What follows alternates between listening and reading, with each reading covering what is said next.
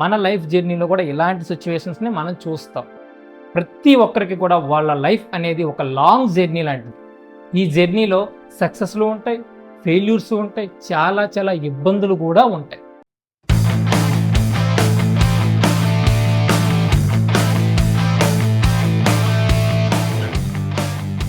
నీ ఫ్రెండ్స్తో కలిసి ఒక లాంగ్ ట్రిప్ ప్లాన్ చేసావు, అది 20 days లాంగ్ ట్రిప్.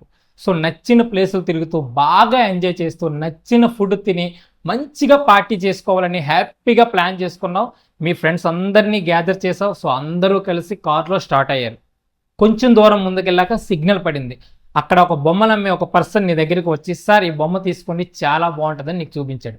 ఆ బొమ్మ నీకు కూడా నచ్చింది. సో బేరం ఆడావు. ఆయన 100 అన్నాడు, నువ్వు 50 అన్నావు. ఫైనల్గా ఆయన 80 అంటే నువ్వు ఫైనల్గా 70 అన్నావు.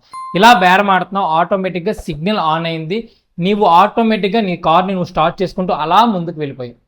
కొంత దూరం ముందుకు వెళ్ళాక అనవసరంగా 10 రూపీస్ కోసం బేరం ఆడుతూ ఆ బొమ్మని నేను మిస్ అయ్యానని నువ్వు బాధపడి ఫీల్ అయ్యి నీ మూడంతా అప్సెట్ చేసుకొని తిరిగి ఇంటికి వెళ్ళిపోతావా? వెళ్ళావు కదా. ఎందుకంటే నీకు ఆ ట్రిప్ ఇంపార్టెంట్. సో మళ్ళీ నువ్వు ఆ మూడ్ నుంచి బయటకు వచ్చి నీ ఫ్రెండ్స్తో ఎంజాయ్ చేసుకుంటూ అలా ముందుకు వెళ్ళావు. ఇంకొంచెం దూరం వెళ్ళాక మళ్ళీ సిగ్నల్ పడింది. ఈసారి ఒక బెగ్గర్ నీ దగ్గరికి వచ్చి కొంచెం హెల్ప్ చేయమని డబ్బులు అడిగాడు. ఆయనకి నువ్వు హెల్ప్ చేయాలని నీ పాకెట్లో చేపెట్టి 5 రూపీస్ కాయిన్ కోసం వెతుకుతున్నావు. నీ దగ్గర దొరకలేదు.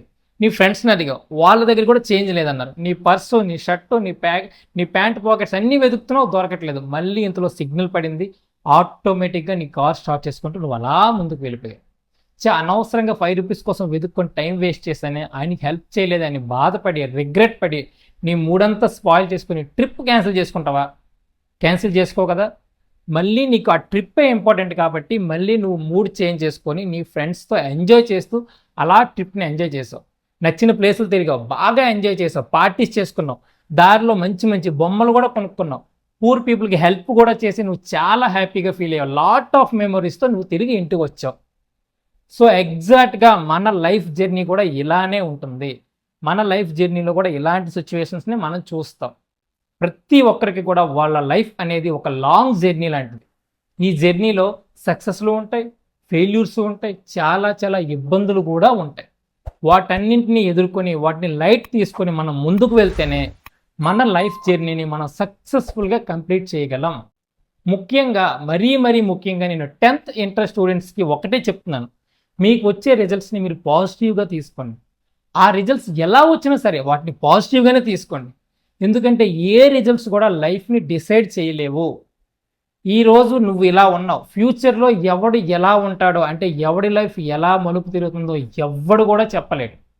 ఈరోజు ఫెయిల్ అయిన నువ్వే రేపు ఒక పెద్ద కారు కొంటావేమో, ఒక పెద్ద బంగ్లా కట్టుకుంటావేమో, ఒక మంచి మిలియనీరే అవుతావేమో, ఎవడికి తెలుసు? సో ఇక్కడే అంటే ఈ ఒక్క ఫెయిల్యూర్ దగ్గరే నువ్వు భయపడి నీ జీవితాన్ని నువ్వు ఎండ్ చేసుకుంటే ఫ్యూచర్లో నీకున్న అంత వండర్ఫుల్ లైఫ్ని నీ చేతులలో నువ్వే మిస్ చేసుకుంటావు. సో నేనేం చెప్తున్నానంటే, మనం లైఫ్లో ఫెయిల్ అయినా, ఎగ్జామ్లో ఫెయిల్ అయిపోయినా, జాబ్ పోయినా, మనం ఇంటర్వ్యూస్కి సెలెక్ట్ అవ్వట్లేదని మనకు అనిపిస్తున్నా, మన బిజినెస్లో మనకి లాస్ వచ్చినా అక్కడితో మన లైఫ్ని ఎండ్ చేసుకోకూడదు. అంతకన్నా బెటర్ లైఫ్, ఇంకా వండర్ఫుల్ లైఫ్ మన కోసం వెయిట్ చేస్తూ ఉంది.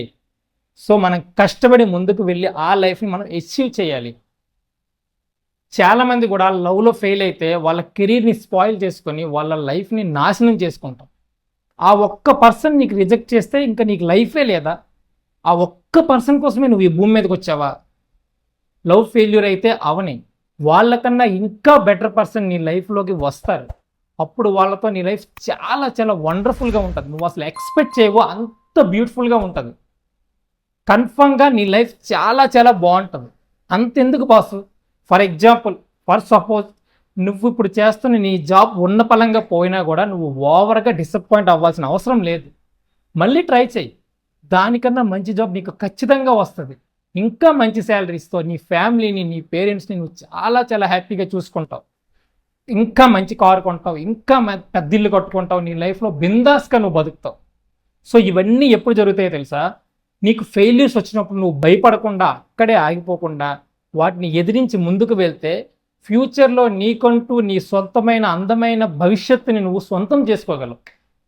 మనకి లైఫ్లో ఫెయిల్యూర్స్ వచ్చినా, బిజినెస్లో లాస్ వచ్చినా, నలుగురు మనల్ని చీప్గా చూసినా, మన రిలేషన్స్ అంతగా బాగాలేకపోయినా హస్బెండ్ వైఫ్ని చులకనగా చూసినా, వైఫ్ హస్బెండ్ మాట వినకపోయినా వాటన్నింటిని కూడా భరిస్తూ ముందుకు వెళ్ళండి.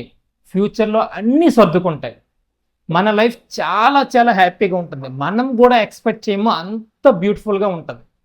ఎందుకంటే ఎవరి లైఫ్ ఎప్పుడు ఎలా టర్న్ అవుతుందో ఎవ్వడూ చెప్పలేడు. కొందరికి సక్సెస్ అనేది ఎర్లీగా వస్తుంది, ఇంకొందరికి సక్సెస్ అనేది కొంచెం లేట్గా వస్తుంది.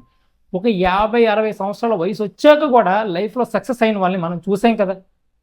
సో నేనేం చెప్తున్నానంటే, మనం ఎలాంటి క్రిటికల్ పొజిషన్స్లో ఉన్నా వాటిని భరిస్తూ ధైర్యంగా ముందుకు మనం అడుగు వేయాలి. ఖచ్చితంగా మనం లైఫ్లో మనకి హ్యాపీ మూమెంట్స్, హ్యాపీ డేస్ వస్తాయి. మనం ఊహించిన దానికన్నా ఇంకా హ్యాపీగా బిందాస్గా మనం లైఫ్ని ఎంజాయ్ చేస్తూ మన లైఫ్ని మనం లీడ్ చేస్తాం.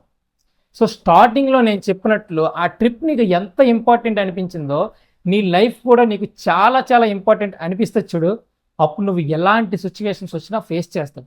ఎలాంటి ఫెయిల్యూర్స్ వచ్చినా వాటిని ధైర్యంగా ఎదుర్కొని లైఫ్లో ముందుకు వెళ్తావు. ఖచ్చితంగా నువ్వు సక్సెస్ సాధిస్తావు.